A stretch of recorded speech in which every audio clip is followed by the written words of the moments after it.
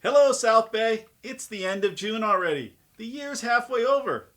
I don't know if it's just me, but time seems to be going by faster all the time. And the real estate market, it's always changing, sometimes daily. Let's first look at the current numbers, and then we'll look at where we think things are going and what you might want to do to take advantage of it. So stick around. Now, looking back in May, since that's our last complete data set, these are the median sale prices around the South Bay. They range from $628,000 in Wilmington to $3.81 million in Rolling Hills. As expected, we see a lot more red on the map because we're comparing today's to last May, which was just about at the peak of the market throughout most of the South Bay. But don't panic, homeowners, you're not losing any money. If we look at this chart, we can see that home values are on an upward trend, which is what we are seeing out there in the field. If you want to know the difference between median sales price and median home values, check out this other video, I think over here, or in the first comments below on other platforms. If you want to know what your neighborhood is doing, or you want to find out what your home's worth right now, type free report in the comments below and I'll send you out one. Now, just to give you an idea of the range of homes that sold in May, they range from this 490 square foot studio condo that sold for $310,000 to this 5-bedroom, 8-bath, 7,946 square foot home with a jacuzzi and sauna on a 4,619 square foot lot that sold for $18,590,000. Hello everyone, Steve Huhta here from HousesInSouthBay.com, bringing you the South Bay Real Estate Market Report for June 2023.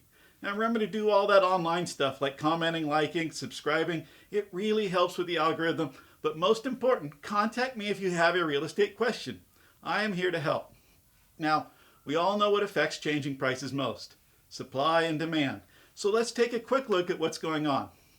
On the supply side, we had 620 active listings in May in the whole of South Bay area. That's down 14% from this same time last year.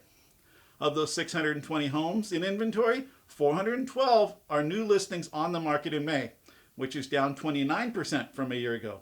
So the supply side is pretty low. Let's look at the demand side. We had 354 homes sell in May. We also had another 334 homes pending, which means they've signed a contract, but the sales process has not completed yet. So that's a number for a future month. So homes are selling at almost the same rate they're coming on the market, keeping pace on an upward trend.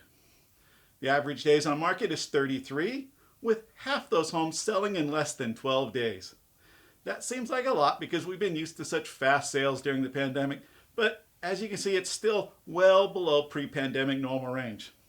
One very important number and a way to visualize that balance between supply and demand is best shown in our inventory months of supply, which is at 2.1 months of supply right now. So if no new homes came on the market, we would sell out of homes in about 9 weeks. This is the number that gives us an indication of where the market's going.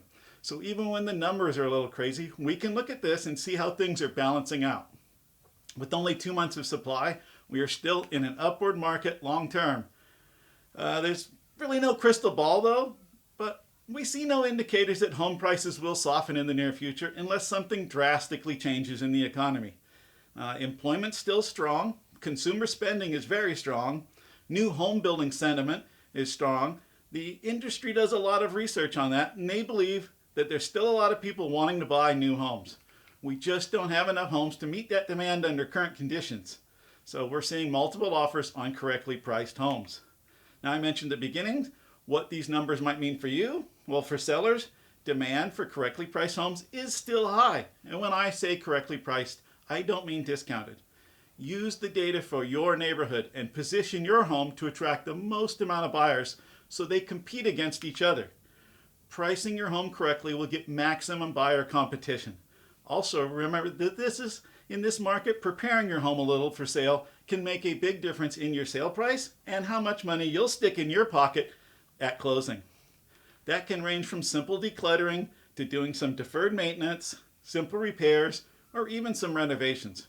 We're also seeing staging making a big impact on sale prices lately. So talk to your realtor about what might be right for your home.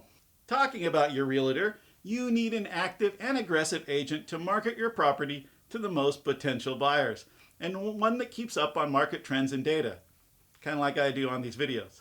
If you're looking to maximize the value of your home, reach out so we can put together a plan that's right for you.